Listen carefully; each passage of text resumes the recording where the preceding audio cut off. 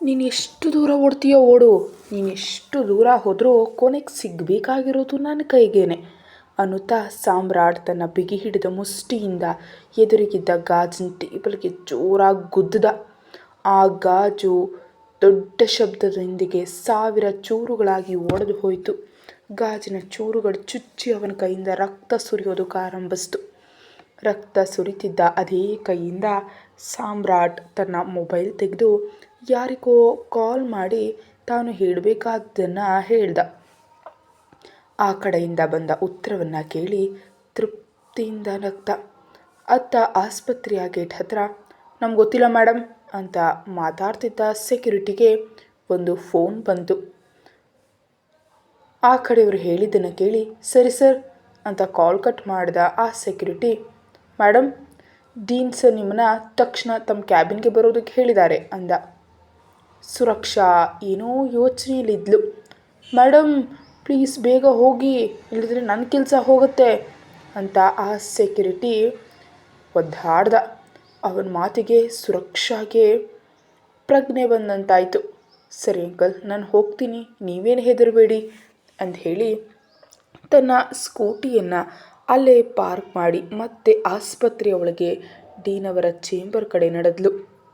ಸುರಕ್ಷಾ ಅಲ್ಲಿಗೆ ಹೋಗುವಷ್ಟರಲ್ಲಿ ಅಲ್ಲಿ ಡೀನ್ ಜೊತೆಗೆ ಆಸ್ಪತ್ರೆಯ 2 ಮಕ್ಕಳ ತಜ್ಞರು, ಇನ್ನೂ 2 ಸಾಮಾನ್ಯ ವ್ಯಕ್ತಿಗಳು ಮತ್ತು ಸಾಮ್ರಾಟ್ ಕೂಡ ಇದ್ದ. ಸುರಕ್ಷಾ ಬಾಗಿಲು ತಟ್ಟಿ ಒಳಗೆ ಬರಲು ಅನುಮತಿ ಕೇಳಿದ್ಲು. ತಕ್ಷಣ ಅಲ್ಲಿದ್ದ ಒಬ್ಬ ವ್ಯಕ್ತಿ ಆವೇಶದಿಂದ ಕಿರ್ಚೋದಕ್ಕೆ ಆರಂಭಿಸ್ದ. ಹೀಗೆ ಸ್ವಂತ ನಿರ್ಧಾರ ತಗೊಂಡು ನಮ್ಮ ಮಗುವಿನ ಪ್ರಾಣದ ಜೊತೆ ಯಾಕೆ ಆಟ ಆಡ್ತಿದ್ಯಾ? ನಿನ್ನಂಥವ್ರನ್ನ ಸುಮ್ಮನೆ ಬಿಟ್ಟರೆ ಇನ್ನು ಎಷ್ಟು ಮಕ್ಕಳ ಭವಿಷ್ಯದ ಜೊತೆ ಆಟ ಆಡ್ತೀಯೋ ಏನೋ. ನಿಜಕ್ಕೂ ಕಲಿತಿರೋ ಜೂನಿಯರ್ ಡಾಕ್ಟರ್ಸ್ಗೆ ಹೀಗೆ ಒಬ್ಬಂಟಿಯಾಗಿ ಚಿಕಿತ್ಸೆ ನೀಡೋದಕ್ಕೆ ಯಾರು ಪರ್ಮಿಷನ್ ಕೊಟ್ಟಿದ್ದು? ಈಗಲೇ ನಾವು ನಿಮ್ಮ ಆಸ್ಪತ್ರೆ ಮೇಲೆ ಕೇಸ್ ಹಾಕ್ತೀವಿ ಅಂತ ಕೂಗಾಡ್ತಿದ್ರು. ಅವರು ಹಿಂದಿನ ದಿನ ಸುರಕ್ಷಾ ಇಂಜೆಕ್ಷನ್ ನೀಡಿದ ಮಗುವಿನ ತಂದೆ ತಾಯಿ. ಆ ದಂಪತಿಗಳು ಸಾಮ್ರಾಟ್ ಕಡೆ ತಿರುಗಿ, ಸರ್ ಈಕೆ ಯಾರು ಅಂತ ನಮಗೆ ಗೊತ್ತಿಲ್ಲ, ಏನೋ ಅರೆಬರೆ ಜ್ಞಾನ ಇಟ್ಕೊಂಡು ನಮ್ಮ ಮಗುವಿಗೆ ಯಾವುದೋ ಇಂಜೆಕ್ಷನ್ ಮಾಡಿ ಪ್ರಾಣಾಪಾಯ ತಂದಿದ್ದಾಳೆ. ನಾವು ಇಷ್ಟು ಕೂಗಾಡ್ತಿದ್ರೂ ನಿಮ್ಮ ಕಡೆಯಿಂದ ಸರಿಯಾದ ಪ್ರತಿಕ್ರಿಯೆ ಇಲ್ಲ. ನೋಡಿದ್ರೆ ಇದೆಲ್ಲ ನೀವು ಬೇಕಂತಲೇ ಮಾಡಿಸೋದಾಗಿ ಕಾಣ್ತಿದೆ. ನಾವು ಈಗಲೇ ಕಂಪ್ಲೇಂಟ್ ಕೊಡೋದಕ್ಕೆ ಹೋಗ್ತಿದ್ದೀವಿ ಅಂತ ಎದ್ದು ನಿಂತರು. ಸುರಕ್ಷಾಗೆ ಏನೂ ಅರ್ಥ ಆಗ್ತಿರಲಿಲ್ಲ. ಸಾಮ್ರಾಟ್ ಮೊದಲೇ ಹೇಳಿದ್ದ ಮಾತುಗಳಿಗೆ ಅವಳ ಮೆದುಳು ಸ್ತಬ್ಧವಾಗಿತ್ತು. ಪೊಲೀಸ್ ಕೇಸ್ ಎಂಬ ಮಾತು ಕೇಳಿ ಎಚ್ಚೆತ್ತ ಸುರಕ್ಷಾ, ಏನು ಮಾತಾಡ್ತಿದ್ದೀರಿ ಸರ್? ನಿಜಕ್ಕೂ ಏನಾಗಿದೆ? ನನಗೇನು ಗೊತ್ತಾಗ್ತಿಲ್ಲ ಅಂತ ಕೇಳಿದ್ಲು. ತಕ್ಷಣ ಸಾಮ್ರಾಟ್ ಆ ಮಗುವಿನ ತಂದೆ ತಾಯಿಗೆ ಸನ್ನೆ ಮಾಡಿ, ಸರ್ ನೀವು ಸ್ವಲ್ಪ ಹೊತ್ತು ಹೊರಗೆ ಕಾಯಿರಿ, ನಿಮ್ಮ ಮಗುವಿಗೆ ಏನೂ ಆಗದಂತೆ ನೋಡ್ಕೊಳ್ಳೋ ಜವಾಬ್ದಾರಿ ನಮ್ಮದು, ಪ್ಲೀಸ್ ನಮಗೆ ಸ್ವಲ್ಪ ಸಮಯ ಕೊಡಿ ಅನಂತ ವಿನಂತಿಸುವಂತೆ ನಾಟಕ ಆಡ್ದ. ಅವರು ಸಾಮ್ರಾಟ್ ಮಾತನ್ನು ಕೇಳಿಸ್ಕೊಳ್ಳದಂತೆ ನಟಿಸುತ್ತಾ, ಯಾಕೆ ಹೊರಗೆ ಹೋಗಬೇಕು? ನಾವು ಹೊರಗೋದ ತಕ್ಷಣ ಈಕೆಯನ್ನು ಇಲ್ಲಿಂದ ತಪ್ಪಿಸಿ ನಮಗೂ ಇವರಿಗೂ ಸಂಬಂಧ ಇಲ್ಲ ಅಂತ ಹೇಳ್ತೀರಾ? ನಾವೆಲ್ಲಿಗೂ ಹೋಗಲ್ಲ, ಇವಳ ಮೇಲೆ ಕೇಸ್ ಹಾಕಿಯೇ ತೀರ್ತೀನಿ ಅಂದರು. ಇದರಿಂದ ಕಿರಿಕಿರಿಗೊಂಡ ಸುರಕ್ಷಾ ಅವ್ರನ್ನ ಕೋಪದಿಂದ ನೋಡ್ತಾ, ಏನು ಮಾತಾಡ್ತಿದ್ದೀರಿ ಸರ್? ನಾನು ಯಾಕೆ ಓಡೋಗಬೇಕು? ನಾನೇನು ತಪ್ಪು ಮಾಡಿದ್ದೀನಿ ಅಂತ ಈ ರೀತಿ ಪಲಾಯನ ಮಾಡಬೇಕು? ಇದೆಲ್ಲ ವಿಚಿತ್ರ ಆಗಿದೆ ಅಂದ್ಲು. ಅದಕ್ಕೆ ಆ ಪೋಷಕರು, ನೋಡಿ ತಪ್ಪು ಮಾಡಿದಲ್ದೆ ಸ್ವಲ್ಪನೂ ಭಯ ಇಲ್ಲದೆ ಹೀಗೆ ಕೂಗಾಡ್ತಿದ್ದಾಳೆ, ಇಂಥವರು ಡಾಕ್ಟರ್ ಆದರೆ ಎಷ್ಟು ಜನರ ಪ್ರಾಣ ತೆಗಿತಾರೋ ಏನೋ. ಈಗಲೇ ಹುಡುಗಿಯ ಲೈಸೆನ್ಸ್ ಕ್ಯಾನ್ಸಲ್ ಮಾಡ್ತೀರಾ ಅಥವಾ ಪೊಲೀಸರ ಹತ್ರ ಹೋಗಬೇಕಾ ಅಂದರು. ಸಾಮ್ರಾಟ್ ಮತ್ತೆ ಅವರನ್ನು ಹೊರಗೆ ಹೋಗುವಂತೆ ಸಮಾಧಾನ ಪಡಿಸ್ದ. ನಿಮಗೆ ಅನ್ಯಾಯವಾಗದಂತೆ ನಾನು ನೋಡ್ಕೊಳ್ತೀನಿ, ನೀವು ನನ್ನ ಮೇಲೆ ನಂಬಿಕೆ ಇಡಿ ಅಂದ. ಅವರು, ನಿಮ್ಮ ಮೇಲೆ ನಂಬಿಕೆ ಇಟ್ಟು ಹೋಗ್ತಾ ಇದ್ದೀವಿ, ಇವಳು ತಪ್ಪಿಸ್ಕೊಂಡ್ರೆ ಮಾತ್ರ ನಾವು ಸುಮ್ಮನಿರಲ್ಲ ಅಂತ ಹೊರಗೆ ಹೋದರು.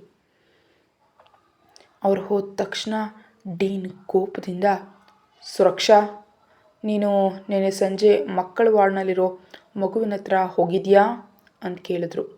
ಹೌದು ಸರ್, ದಿನ ಹೋದಂತೆಯೇ ನೀವು ಹೋಗಿದ್ದೆ, ಆದರೆ ಅಲ್ಲಿ ಅಂತ ಸುರಕ್ಷಾ ಹೇಳುವಷ್ಟರಲ್ಲಿ ಡೀನ್ ಕೈ ಅಡ್ಡ ಹಿಡಿದು, ನಿಲ್ಲಿಸು, ಆ ಮಗುವಿಗೆ ಇಂಜೆಕ್ಷನ್ ಮಾಡಿದೆಯಾ ಇಲ್ವಾ, ಮೊದಲು ಅದನ್ನು ಹೇಳು ಅಂದರು.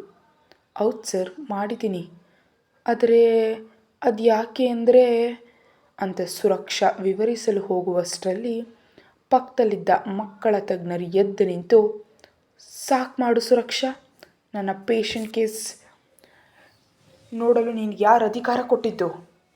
ನನ್ನ ಪರ್ಮಿಷನ್ ಇಲ್ಲದೆ ನೀನು ಯಾಕೆ ಇಂಜೆಕ್ಷನ್ ಮಾಡಿದೆ? ನೀನು ಮಾಡಿದ ಅರೆಬರೆ ಕೆಲಸದಿಂದ ನನ್ನ ಭವಿಷ್ಯ ಕೂಡ ಈಗ ಅಪಾಯದಲ್ಲಿದೆ ಅಂತ ಕಿರ್ಚಿದ್ರು.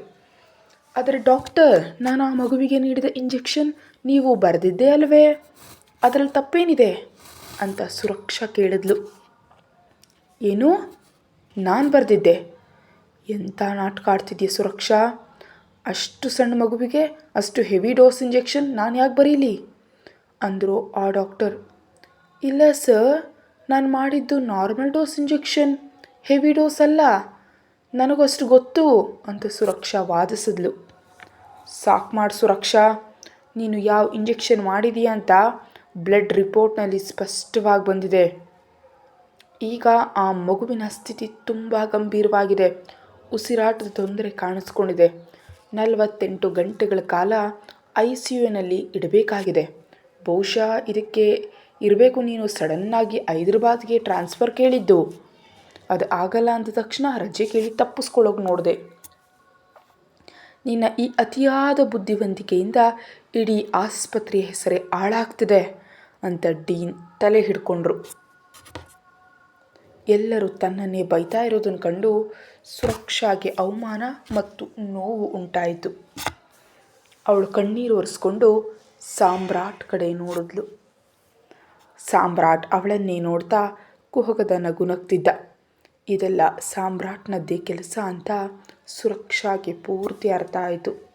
ಅವಳು ಏನೋ ಹೇಳೋದಕ್ಕೆ ಹೋದಾಗ ಸಾಮ್ರಾಟ್ ಕೋಪದಿಂದ, ಸಾಕು ಸುರಕ್ಷಾ, ಈಗ ಮಾತಾಡಿ ಸಾಕು, ಮಗು ಗುಣ ಆಗೋವರೆಗೆ ಸುರಕ್ಷಾಗೆ ರಜೆ ನೀಡಬೇಡಿ, ಅವಳೆಲ್ಲಿಗೂ ಹೋಗುವಂತಿಲ್ಲ, ಇನ್ನು ಮಗುವಿನ ಚಿಕಿತ್ಸೆಯ ಸಂಪೂರ್ಣ ವೆಚ್ಚವನ್ನು ಆಸ್ಪತ್ರೆಯ ಭರಿಸುತ್ತೆ ಅಂತ ಪೋಷಕರಿಗೆ ತಿಳಿಸಿ, ಸುರಕ್ಷಾ ನೀನು ತಕ್ಷಣ ನನ್ನ ಕ್ಯಾಬಿನಿಗೆ ಬಾ ಅಂತ ಹೇಳಿ ಅಲ್ಲಿಂದ ಹೊರಟು ಹೋದ ಸಾಮ್ರಾಟ್.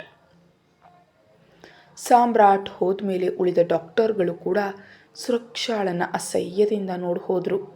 ಒಬ್ಬ ಡಾಕ್ಟರ್ ಮಾತ್ರ, ಇದೇ ನಿನಗೆ ಲಾಸ್ಟ್ ವಾರ್ನಿಂಗ್, ಇನ್ನೊಮ್ಮೆ ನನ್ನ ಕೇಸ್ಗಳಲ್ಲಿ ತಲೆ ಹಾಕಿದ್ರೆ ಕಠಿಣ ಕ್ರಮ ತಗೋತೀನಿ ಅಂತ ಎಚ್ಚರಿಸಿ ಹೋದ್ರ. ಸುರಕ್ಷಾ ಅಳುತ್ತಾ ಡೀನ್ ಹತ್ರ ಹೋಗಿ, ಸರ್ ಪ್ಲೀಸ್ ನನ್ನ ರಜೆ ಅನ್ನುವಷ್ಟರಲ್ಲಿ ಡೀನ್ ಕೈ ಅಡ್ಡ ಹಿಡಿದ್ರು.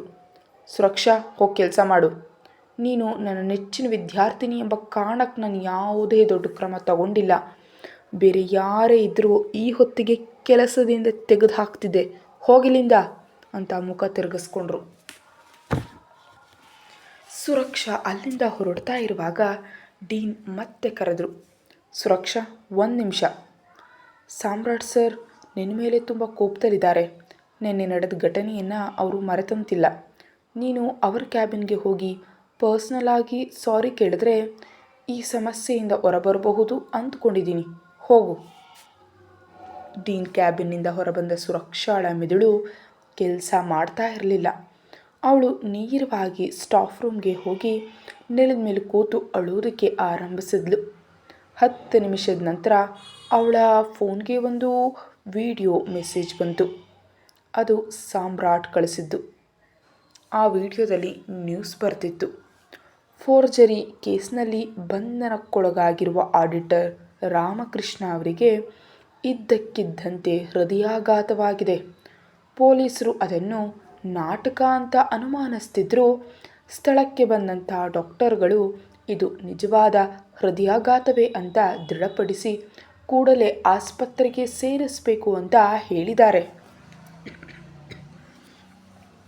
ಇದು ನೋಡಿದ ಸುರಕ್ಷಾಗೆ ತಾನು ಸಂಪೂರ್ಣವಾಗಿ ಸಾಮ್ರಾಟ್ನ ಬಲೆಯಲ್ಲಿ ಸಿಲುಕೊಂಡಿದ್ದೀನಿ ಅಂತ ತಿಳಿಯಿತು. ತಂದೆಯ ಪ್ರಾಣ ಉಳಿಸೋದು ಈಗ ಅವಳಿಗೆ ಮುಖ್ಯವಾಗಿತ್ತು. ಅವಳು ಕಣ್ಣೀರು ಒರೆಸ್ಕೊಂಡು ಸಾಮ್ರಾಟ್ನ ಕ್ಯಾಬಿನ್ ಕಡೆ ನಡೆದ್ಲು. ಸಾಮ್ರಾಟ್ ಅದನ್ನು ತನ್ನ ಸಿಸ್ಟಮ್ನಲ್ಲಿ ನೋಡಿ ಜಯದ ನಗು ನಕ್ಕ. ಸುರಕ್ಷಾ ಸಾಮ್ರಾಟ್ನ ಕ್ಯಾಬಿನ್ ಒಳಗೆ ಅನುಮತಿ ಕೇಳದೆಯೇ ಹೋದ್ಲು.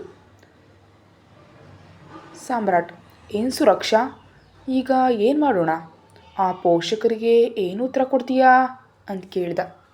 ಸುರಕ್ಷಾ ವಿರಕ್ತಿಯಿಂದ ನಕ್ಕು, ಸಾಕು ಸರ್, ಇದೆಲ್ಲ ನೀವು ಬೇಕಂತಲೇ ಮಾಡಿದ್ದು ಅಂತ ನನಗೆ ಗೊತ್ತು. ನನ್ನ ಜೀವನದ 3 ತಿಂಗಳು ನಿಮಗೆ ಬರೆದು ಕೊಡಲೇಬೇಕು ಅಲ್ವಾ? ಆದರೆ ಒಂದು ಮಾತು ಹೇಳಿ, ಇದೆಲ್ಲ ಯಾಕೆ ಮಾಡ್ತಿದ್ದೀರಿ?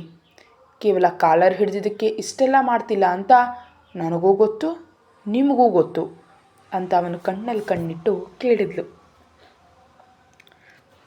ಸಾಮ್ರಾಟ್ ಅವಳ ಕಣ್ಣನ್ನು ನೇರವಾಗಿ ನೋಡಲಾಗದೆ ತನ್ನ ಕೋಪವನ್ನು ಹತ್ತಿಕ್ಕುತ್ತಾ, ಅದು ನಿನಗೆ ಅನಗತ್ಯ.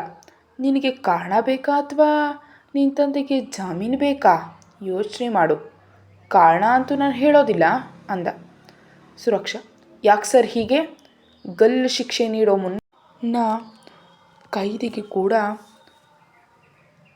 ಕಾರಣ ಹೇಳ್ತಾರೆ. ನಾನೇನು ಅನ್ಯಾಯ ಮಾಡಿದ್ದೀನಿ ಅಂತ ಕೇಳಿದ್ಲು. ಸಾಮ್ರಾಟ್ ಕೋಪದಿಂದ ಎದ್ದು ಬಂದು ಅವಳ ಮುಂದೆ ನಿಂತ. ಅವನ ಕಣ್ಣುಗಳು ರಕ್ತದಂತೆ ಕೆಂಪಾಗಿದ್ವು. ಆದರೆ ಆಶ್ಚರ್ಯ ಏನಂದರೆ ಈ ಬಾರಿ ಸುರಕ್ಷಾಗೆ ಭಯ ಆಗಲಿಲ್ಲ. ಪರಿಸ್ಥಿತಿಗಳನ್ನ ಅಷ್ಟು ಗಟ್ಟಿ ಹಾಕ್ಸಿದ್ವು. ಸಾಮ್ರಾಟ್ ಅವಳ ಗಂಟಲನ್ನು ಅದುಮಿ ಹಿಡಿದ್ರೂ ಅವಳಿಗೆ ನೋವು ಅನ್ನಿಸ್ಲಿಲ್ಲ.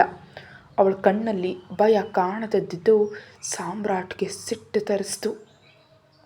ಸರ್, ನೀವು ಹೇಳಿದಂತೆ ಕೇಳ್ತೀನಿ, ಆದರೆ ನನ್ನ ತಂದೆ ಮೇಲಿರೋ ಕೇಸ್ ವಜಾ ಮಾಡಿಸಿ. ನಾನು ಅವ್ರ ಜೊತೆ ಮಾತಾಡಬೇಕು. ಆಮೇಲೆ ಅಗ್ರಿಮೆಂಟ್ಗೆ ಸಹಿ ಮಾಡ್ತೀನಿ ಅಂದ್ಲು ಸುರಕ್ಷಾ. ನೋ, ಕೇಸ್ ವಜಾ ಮಾಡಿ ಮಾತಾಡ್ಸಿದ ಮೇಲೆ ನೀನು ಮಾತು ತಪ್ಪಿದ್ರೆ ಅವಶ್ಯಕತೆ ನಿನ್ನದು, ಅವಕಾಶ ನನ್ನದು. ಮೊದಲು ಸಹಿ ಮಾಡು, ಆಮೇಲೆ ಮಾತಾಡಿಸ್ತೀನಿ ಅಂತ ಸಾಮ್ರಾಟ್ ಗೇಲಿ ಮಾಡ್ದ. ಸುರಕ್ಷಾ ಅಸಹಾಯಕಳಾಗಿ ಪೇಪರ್ ಕೇಳಿದ್ಲು.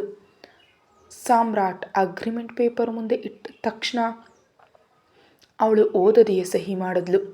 ಸಹಿ ಮಾಡಿದ ಪೇಪರ್ ತಗೊಂಡ ಸಾಮ್ರಾಟ್ 10 ನಿಮಿಷ ಕಾಯಿ, ಮಾತಾಡಿಸ್ತೀನಿ ಅಂತ ತನ್ನ ಪರ್ಸ್ನಲ್ ರೂಮ್ ಒಳಗೆ ಹೋದ. ಸುರಕ್ಷಾಗೆ ಆ 10 ನಿಮಿಷ 10 ಯುಗಗಳಂತೆ ಅನ್ನಿಸ್ತು. 11ನೇ ನಿಮಿಷಕ್ಕೆ ಸಾಮ್ರಾಟ್ ಹೊರಬಂದು, ನಿಮ್ಮ ತಂದೆ 5 ನಿಮಿಷದಲ್ಲಿ ಮನೆ ಸೇರ್ತಾರೆ, ಆಗ ಮಾತಾಡಬಹುದು. ಅಷ್ಟರಲ್ಲಿ ನೀನು ಹೋಗಿ ಮುಖ ತೊಳ್ಕೊಂಡು ಫ್ರೆಶ್ ಆಗ್ಬಾ. ಕೆಲವು ಕಠಿಣವಾದ ನಿಯಮಗಳ ಬಗ್ಗೆ ಮಾತಾಡಬೇಕಿದೆ ಅಂದ. ಸುರಕ್ಷಾ ಹೋಗಿ ಫ್ರೆಶ್ ಆಗಿ ಬಂದ್ಲು. ಸಾಮ್ರಾಟ್ ಅವಳ ಮುಂದೆ ನಿಂತು, ನಿನ್ನ ತಂದೆ ಮೇಲೆ ನಿನಗೆ ಪ್ರೀತಿ ಜಾಸ್ತಿನೇ ಇದೆ ಅಂತ ನಕ್ಕು ನಿಯಮಗಳನ್ನು ಹೇಳೋದಕ್ಕೆ ಆರಂಭಿಸ್ದ. ಮುಂದಿನ 100 ದಿನಗಳ ಕಾಲ ಅಂದರೆ 3 ತಿಂಗಳು ನೀನು ನನ್ನ ಜೊತೆಗೇ ಇರಬೇಕು. ನನ್ನ ಮನೆಯಲ್ಲಿ ನನ್ನ ರೂಮ್ನಲ್ಲೇ ಇರಬೇಕು. ನಾನೇನು ಮಾಡಿದ್ರೂ ಎದುರು ಮಾತಾಡಬಾರ್ದು. ಮನೆಯ ಎಲ್ಲ ಕೆಲಸ ಅಡುಗೆ ಕೂಡ ನೀನೇ ಮಾಡಬೇಕು. ಈ 3 ತಿಂಗಳು ನಿನ್ನ ಪೋಷಕರು, ಸ್ನೇಹಿತರು ಯಾರ ಜೊತೆಯೂ ನಿನ್ನ ಸಂಪರ್ಕದಲ್ಲಿ ಇರೋವಂತಿಲ್ಲ. ಈ ಒಪ್ಪಂದದ ಬಗ್ಗೆ ಯಾರಿಗೂ ತಿಳಿಬಾರ್ದು. ನಿನಗೆ ಊಟ ಬೇಕಂದರೆ ನೀನೇ ದುಡಿಬೇಕು. ನನ್ನ ಮನೆಯಲ್ಲಿ ಕೆಲಸ ಮಾಡಿದ್ದಕ್ಕೆ ನಾನು ನಿನಗೆ ಸಂಬಳ ಕೊಡಲ್ಲ. ನಿನ್ನ ಹಳೆಯ ಉಳಿತಾಯ ಬಳಸ್ತೀಯೋ ಅಥವಾ ಆಸ್ಪತ್ರೆಯಲ್ಲಿ ಪ್ರಾಕ್ಟೀಸ್ ಮಾಡಿ ದುಡಿತೀಯೋ ಅದು ನಿನ್ನಿಷ್ಟ. ಆದರೆ ಹೊರಗಡೆ ಎಲ್ಲಿಯೂ ಕೆಲಸ ಮಾಡುವಂತಿಲ್ಲ. ನನಗೆ ನೀನು ಬೇಕು ಅಂದಾಗ ನೀನು ಎಲ್ಲೇ ಇರಲಿ ತಕ್ಷಣ ಬರಬೇಕು. ತಂದೆಯ ಜೊತೆಗಿನ ಈ ಮಾತುಕತೆಗೆ ಕೊನೆಯದು. ಆಮೇಲೆ ನಿನ್ನ ಫೋನ್ ಆಫ್ ಆಗುತ್ತೆ. ಇದೆಲ್ಲವನ್ನ ಕೇಳಿ ಸುರಕ್ಷಾ ಆಘಾತಕ್ಕೊಳಗಾದ್ಲು. ಸಾಮ್ರಾಟ್ ಅವಳ ತಂದೆಯ ನಂಬರ್ಗೆ ಫೋನ್ ಹಚ್ಚಿ ಸ್ಪೀಕರ್ ಆನ್ ಮಾಡಿ ಟೇಬಲ್ ಮೇಲಿಟ್ಟ. ಅವಳ ತಂದೆ ರಾಮಕೃಷ್ಣ ಹೆಲೋ ಅಂದ ತಕ್ಷಣ ಸುರಕ್ಷಾಗೆ ದುಃಖದ ಕಟ್ಟೆ ಹೊಡೀತು. ಸಾಮ್ರಾಟ್ ಅವಳ ಕೈಯನ್ನು ಗಟ್ಟಿಯಾಗಿಡಿದು ಅಳದಂತೆ ಎಚ್ಚರಿಸ್ದ. ಸುರಕ್ಷಾ ಕಷ್ಟಪಟ್ಟು ಕಣ್ಣೀರು ನುಂಗಿ ಡ್ಯಾಡಿ ಅಂದ್ಲು. ಅಮ್ಮ ಸುರಕ್ಷಾ, ಯಾಕೆ ನಿನ್ನ ಧ್ವನಿ ಹೀಗಿದೆ, ಚೆನ್ನಾಗಿದೆಯಾ ಅಂತ ತಂದೆ ಆತಂಕದಿಂದ ಕೇಳಿದ್ರು. ಸಾಮ್ರಾಟ್ ಅವಳ ಕೈಯನ್ನು ಇನ್ನೂ ಜೋರಾಗದುಂದ. ಸುರಕ್ಷಾ, ನಾನು ಚೆನ್ನಾಗಿದ್ದೀನಿ ಡ್ಯಾಡಿ, ಸ್ವಲ್ಪ ಶೀತ ಆಗಿದೆ ಅಷ್ಟೇ. ಬ್ಯಾಂಕ್ ಇಶ್ಯೂ ಏನಾಯಿತು ಅಂತ ಕೇಳಿದ್ಲು. ಅದೆಲ್ಲ ಸರಿಯಾಯಿತು ಮಗಳೇ, ನೀನು ಚೆನ್ನಾಗಿ ಓದು ಅಂದರು ತಂದೆ. ಸಾಮ್ರಾಟ್ ಫೋನ್ ಮ್ಯೂಟ್ ಮಾಡಿ ಬೇಗ ಮ್ಯಾಟರ್ ಮುಗಿಸು ಅಂತ ಗದರಿಸ್ದ. ಸುರಕ್ಷಾ, ಡ್ಯಾಡಿ ನಾನು ಕಾಲೇಜ್ ಕಡೆಯಿಂದ ಒಂದು ಕಾಡಿನ ಪ್ರದೇಶಕ್ಕೆ ಕ್ಯಾಂಪ್ಗೆ ಹೋಗ್ತಿದ್ದೀನಿ. ಅಲ್ಲಿ ಸಿಗ್ನಲ್ ಇರೋದಿಲ್ಲ. ಹಾಗಾಗಿ 3 ತಿಂಗಳು ನನ್ನ ಫೋನ್ ಸಿಗಲ್ಲ. ಹೆದರಬೇಡಿ ಅಂದ್ಲು. ತಂದೆ, ಜಾಗ್ರತೆ ಮಗಳೇ, ಅಲ್ಲಿ ಕ್ರೂರ ಮೃಗಗಳಿರುತ್ತವೆ ಅಂದಾಗ ಸುರಕ್ಷಾ ಸಾಮ್ರಾಟ್ನನ್ನು ನೋಡ್ತಾ, ತಪ್ಪಲ್ಲ ಡ್ಯಾಡಿ, ಇಂಥ ಮೃಗಗಳಿಗೆ ಹೆದರಿದ್ರೆ ಜೀವನ ಅಲ್ಲಿಗೆ ನಿಂತು ಹೋಗುತ್ತೆ ಅಂದ್ಲು. ಸಾಮ್ರಾಟ್ ಅವಳ ಕೈಯನ್ನು ಮತ್ತಷ್ಟು ಜೋರಾಗಿ ನಲಗಿಸ್ದ. ತಂದೆ, ಜಾಗೃತಿ ಆಗಿರು ಅಂತ ಹೇಳ್ತಿರುವಾಗಲೇ ಸಾಮ್ರಾಟ್ ಕಾಲ್ ಕಟ್ ಮಾಡ್ದ.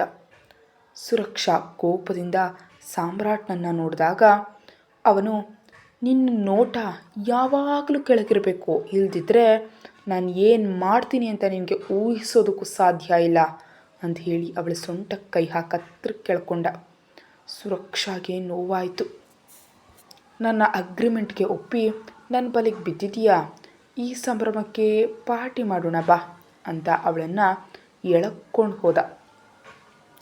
ಲಿಫ್ಟ್ನಲ್ಲಿ ಅವಳನ್ನು ಮತ್ತಷ್ಟು ಹತ್ರ ಎಳ್ಕೊಂಡಾಗ ಸುರಕ್ಷಾ, ಪ್ಲೀಸ್ ಸರ್, ಆಸ್ಪತ್ರೆ ದಾಟುವವರೆಗೆ ದೂರ ಇರಿ ಅಂದ್ಲು.